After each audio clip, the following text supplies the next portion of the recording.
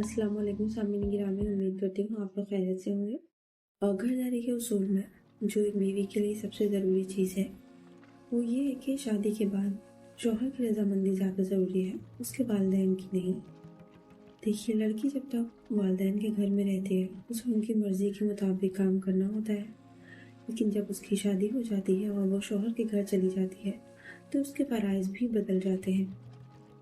अपनी शादीशुदा ज़िंदगी को बचाने के लिए ये चीज़ बहुत ज़रूरी होती है कि शादी के बाद एक लड़की फ़कत अपने शौहर की देखभाल और उसकी रज़ामंदी को मुक़द्दम समझे, क्योंकि बहुत सी माएँ आला तरबियत और आला फ़िक्र की हामिल नहीं होती।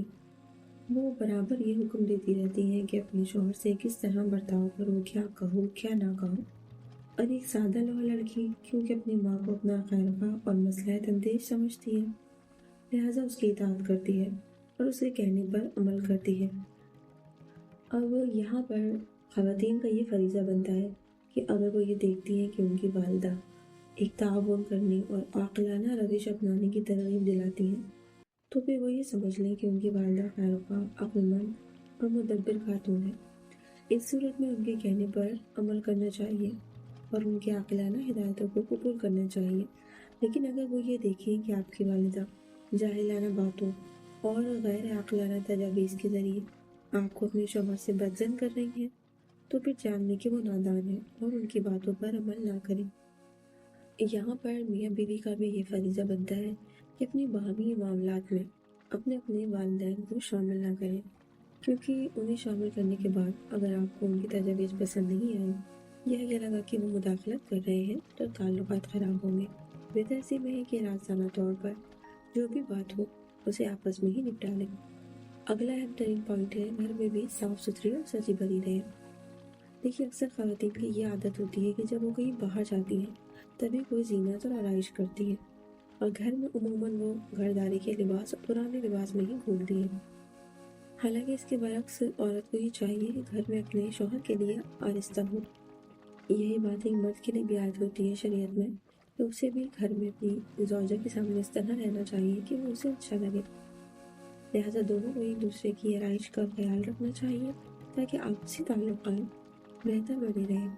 शौहरदारी का एक बहुत अहम पॉइंट है कि अपनी मामता अपने शौहर पर निछावर करें।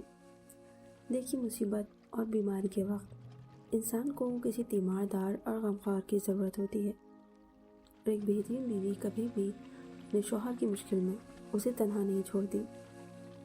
मौलिफ का बयान है कि मर्द बिल्कुल एक बच्चे की तरह होता है जो बड़ा तो हो गया है लेकिन अभी भी उसे माँ की नवाजिश और मोहब्बत का तलबगार है। मर्द जब किसी औरत से इज़्दिवाज में मुंसलिक होता है तो वो उससे उम्मीद रखता है कि वो परेशानी और बीमारी के मौक़ों पर ठीक एक मेहरबान माँ की तरह उसकी तीमारदारी और दिलजोई करे। अगला अहम पॉइंट है कि अपने राज की हिफाजत कीजिए। देखिए, आमतौर पर ख़वातीन की ये ख्वाहिश होती है कि अपने शौहर के इसरार और रमूज़ से बाखबर रहें। इसके बरक्स बहुत से मर्द ऐसे होते हैं जो इस बात पे तैयार नहीं कि वो अपने तमाम तर राज अपनी बीवी को बताएं।